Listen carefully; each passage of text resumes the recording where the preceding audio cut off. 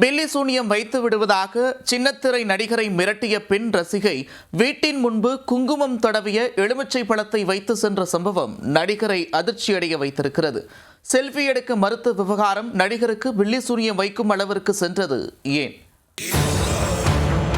பாக்கியலட்சுமி சீரியலில் கோபி கேரக்டரில் அப்பாவித்தனமாக நடித்து தனக்கென ரசிகர் பட்டாளம் வைத்திருப்பவர் நடிகர் சதீஷ்குமார்.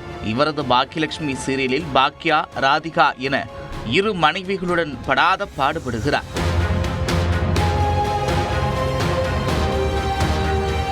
சீரியலில்தான் இரு பெண்களால் பிரச்சனை என்றால் இவருக்கு நிஜ வாழ்விலும் ஒரு பெண்ணால் சூனியம் வைக்கும் அளவிற்கு மிரட்டல் ஏற்பட்டுள்ளது. சென்னை பெசன்ட் நகரில் வசிக்கும் சதீஷ்குமார் கடந்த ஆண்டு கலாட்சித்ரா காலனியில் உள்ள அருள்மிகு அறுபடை முருகன் கோவிலுக்கு சுவாமி கும்பிட சென்றிருக்கிறார். அப்போது 40 வயது மதிக்கத்தக்க பெண் ஒருவர் செல்ஃபி எடுக்க வேண்டும் என்று கேட்க கோவிலில் வைத்து செல்ஃபி எடுக்க சதீஷ்குமார் மறுப்பு தெரிவித்ததாக கூறப்படுகிறது. சில நாட்கள் கழித்து அந்த பெண் சதீஷ்குமாரின் செல்போன் எண்ணை கண்டுபிடித்து பேச அப்போதும் செல்ஃபி எடுக்க வேண்டும் என்று தொந்தரவு செய்துள்ளார். இதனால் எரிச்சலடைந்த சதீஷ்குமார் அந்த பெண்ணின் எண்ணை பிளாக் செய்திருக்கிறார்.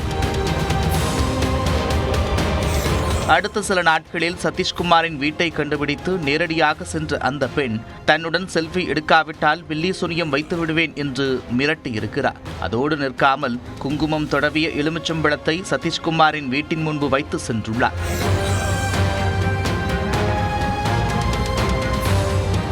இதனை பார்த்து அரண்டு போன சதீஷ்குமார் இதுகுறித்து திருவான்மையூர் காவல் நிலையத்தில் புகார் கொடுக்க போலீசார் விசாரணையில் இறங்கியிருக்கின்றனர். சீரியலில் இரு மனைவிகளால் தொல்லைகள் அனுபவித்து வந்த கோபி என்ற சதீஷ்குமார் தற்போது தீவிரமான பெண் ரசிகையின் தொந்தரவால் படாத பாடுபடுகிறார்.